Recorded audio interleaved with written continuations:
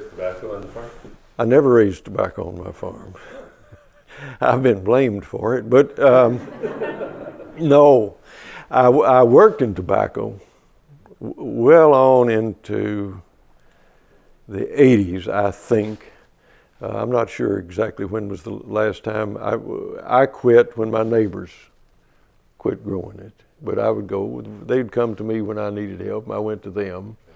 That old neighborhood is about gone. We're either old or dead, except for my son is the only youngish person, and he's not young anymore.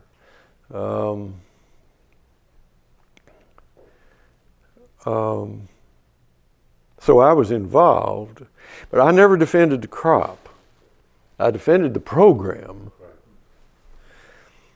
For good reason. It was a model program, and one of the things my daughter's doing in her work is to try to keep alive the idea of that old co-op, which was an exemplary thing for government to do. The people couldn't have done it. They tried it, and they couldn't do it. The problem was, they try to, the only way you can get power if you're a seller is to pool your product and hold it off the market until you can get the price up. But when they hold it off the market, always somebody, there were other things involved too, but somebody or several people would simply come to the limit. They had to take what they could get, even if what they got was so little as to compound the trouble they were in. They had to take it.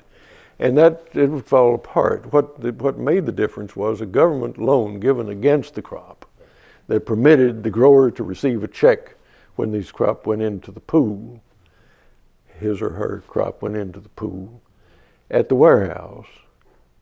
And you see, that's where the government figured in. And that program is really my answer to people who say, well, we can just get rid of the government.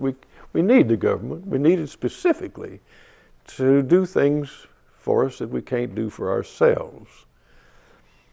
I'm a pacifist, and that immediately gets me into trouble. I'm not a natural pacifist, but I've reached the end of my string on violence. I don't think it works. But feeding hungry people, for instance, is something the government ought to do if nobody else will do it. It ought to do it.